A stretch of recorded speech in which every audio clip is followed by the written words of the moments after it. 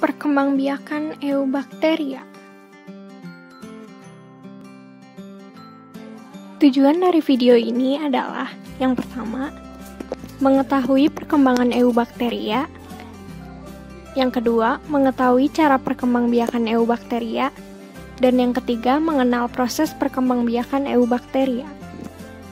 Pembuatan video ini dibimbing oleh guru biologi kami, yaitu Ibu Ida Ayu Dewi Susiani.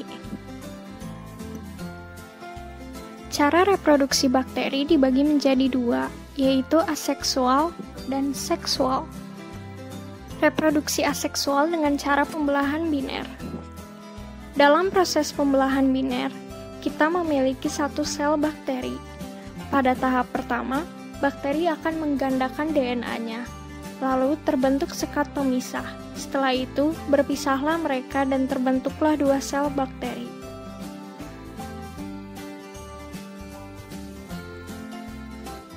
Dalam reproduksi seksual ada 3 cara, yaitu transformasi, konjugasi, dan transduksi. Transformasi adalah pemindahan DNA dari lingkungan ke sel bakteri lainnya secara langsung dan membentuk DNA rekombinan. Berikut adalah skema proses transformasi. Dalam proses ini, kita memiliki dua sel, pendonor dan penerima. Pada tahap pertama, bakteri pendonor mengalami lisis dan menyebabkan fragmen DNA-nya lepas ke lingkungan. Lalu bakteri penerima mengenali fragmen kerabatnya dan menerimanya dengan melepaskan fragmen miliknya ke lingkungan. Konjugasi adalah perpindahan materi genetik dari satu bakteri ke bakteri lainnya melalui jembatan pili. Dalam proses konjugasi, kita juga memiliki dua sel bakteri, pendonor dan penerima. Pada tahap pertama, jembatan pili memendek menyebabkan dua sel tersebut berdekatan. Enzim memotong untaian DNA pada bakteri pendonor dan mengirimkan untaian tersebut ke bakteri penerima. Untaian tersebut bereplika kembali di bakteri penerima. Lalu, dua sel bakteri tersebut memisahkan diri. Transduksi adalah perpindahan materi genetik melalui virus bakteriofag. Pada proses transduksi, virus bakteriofag menginfeksi sel bakteri dan berkembang biak di dalamnya. Setelah itu, bakteri mengalami lisis dan menyebabkan virus-virus di dalamnya tersebar ke lingkungan. Virus-virus baru tersebut menghinggapi sel bakteri lainnya dan menginfeksinya.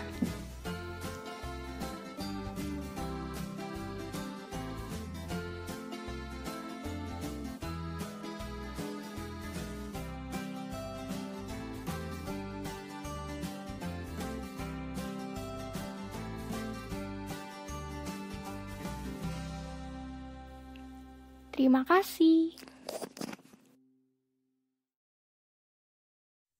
Halo semuanya, pada video kali ini kita akan membahas materi tentang cyanobacteria. Tujuan pembelajaran dari video ini adalah untuk mengetahui apa itu cyanobacteria, mengetahui klasifikasi dari cyanobacteria, dan mengenal pengaruh cyanobacteria bagi kehidupan.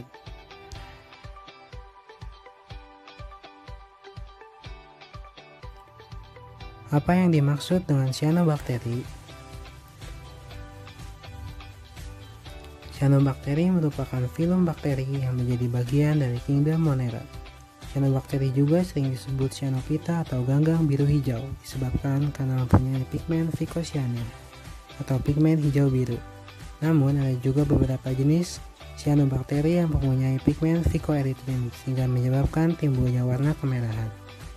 Cyanobacteria juga memiliki klorofil sehingga dapat melakukan fotosintesis untuk memenuhi kebutuhan energinya sendiri.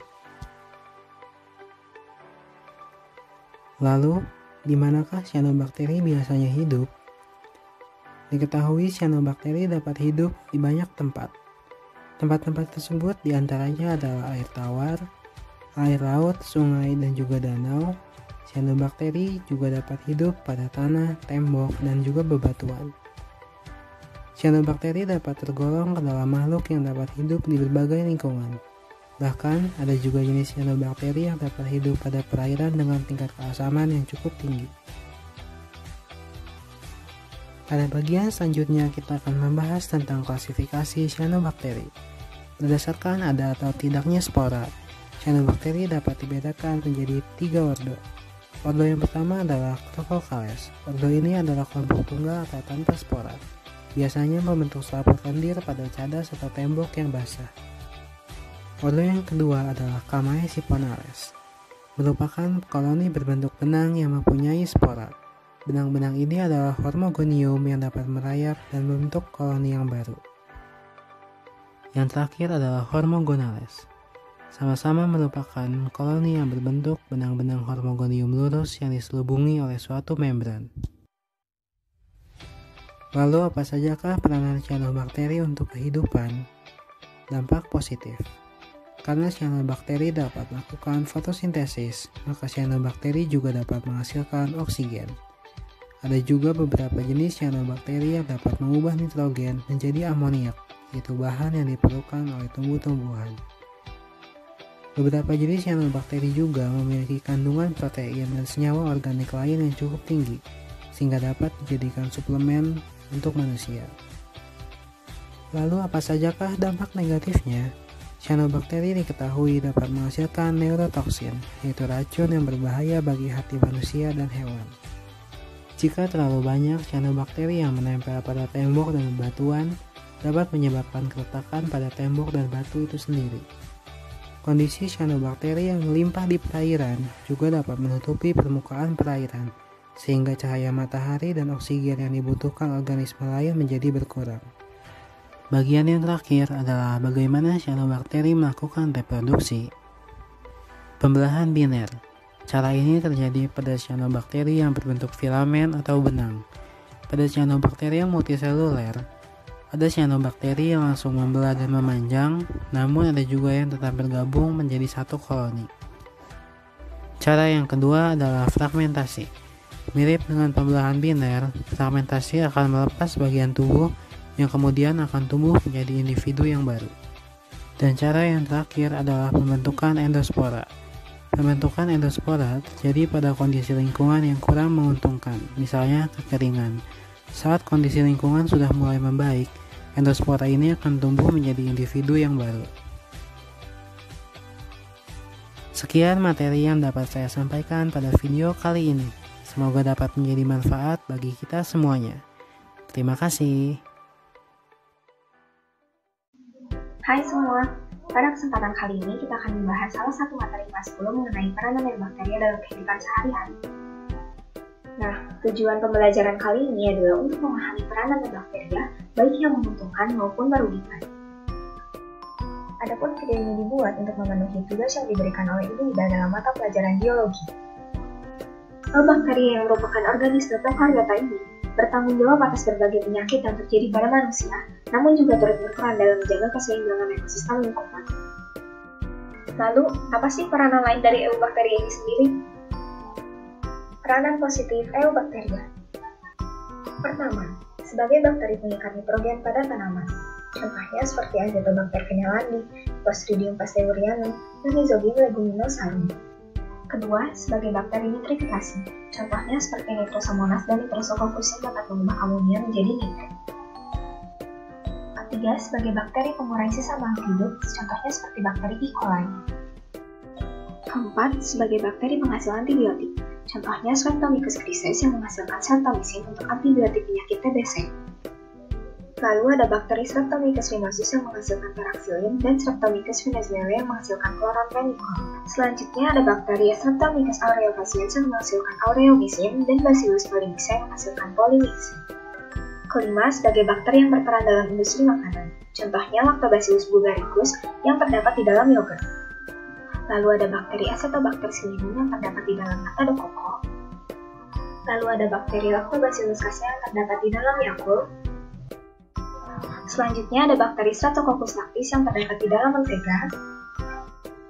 Dan terakhir ada bakteri Acetobacter sp yang terkandung di dalam asam cuka. Peranan negatif bakteria. Pertama, sebagai bakteri penyebab penyakit pada manusia. Contohnya bakteri Clostridium tetani yang menyebabkan penyakit tetani.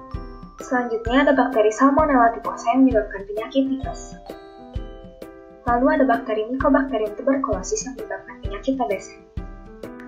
Dan yang terakhir ada bakteri Shigella dysentery yang menyebabkan penyakit disenteri pada manusia. Kedua, sebagai bakteri penyebab penyakit pada hewan ternak, contohnya bakteri Bacillus anthracis yang menyebabkan penyakit antraks pada sapi. Lalu ada bakteri Cytomegalophagobacterium yang menyebabkan penyakit columnaris pada ikan. Ketiga, sebagai bakteri penyebab penyakit pada tanaman, contohnya bakteri Xanthomonas oryzae dan Xanthomonas candida. Selanjutnya ada bakteri Pseudomonas solanacearum dan Artemisia amphibacora. Thank you for watching.